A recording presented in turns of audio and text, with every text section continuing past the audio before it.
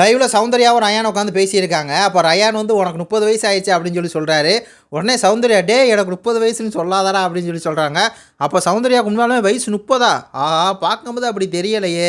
30 வயசு ஆயிடுச்சு சௌந்தர்யா அப்படிங்கிற மாதிரி தான் இருக்குது.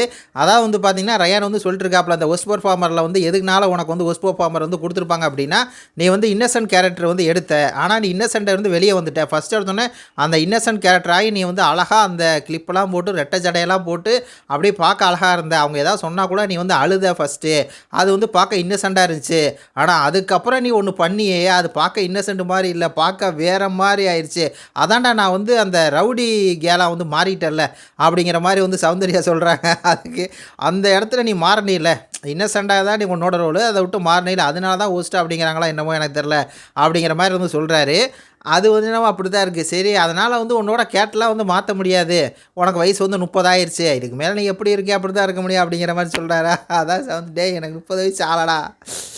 ஆனால் ரயானும் சௌந்தர்யாவும் பேசுகிறது வந்து ரொம்ப க்யூட்டாக இருக்குல்ல. ரொம்ப வந்து இந்த எல்லை மீறாமல் அந்த ஒரு விஷயத்தில் நம்ம வந்து ஒரு ஃப்ரெண்ட்ஸு பேசுகிறோம், அதில் வாடா போடான்னு பேசுகிறோம். அந்த மாதிரி வந்து பேசும்போது பார்க்குறதுக்கு நம்மளுக்கு வந்து சுவாரஸ்யமாக இருக்குது. என்னடா பேசுகிறாங்க அப்படி, நீ ஒரு இன்னசென்ட்டாகவே இருந்திருக்கணும். இன்னசென்ட்டாக இருந்து அந்த அவ்வளோ பெரிய சண்டையில் அழுதுருந்த அப்படின்னா அது வந்து உனக்கு ப்ளஸ்ஸுகளாக அமைஞ்சிருக்கும். அவங்களாம் உனக்கு பெஸ்ட் பெர்ஃபார்மர் கொடுத்துருப்பாங்க அப்படின்னு சொல்லி எதையாவது ஒன்று சொல்லணும்ல.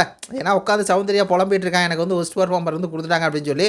ஏன்னா அந்த மனசில் இருக்கும் இல்லையா, நம்மளை வந்து ஒஸ்ட்டுன்னு சொல்லிட்டாங்களே அப்படின்னு சொல்லி அந்த இதில் இருக்கனால இவர் ஏதாவது ஒன்று சொல்லணுமே அப்படிங்கிற மாதிரி சொல்லிகிட்டு இருக்காரு.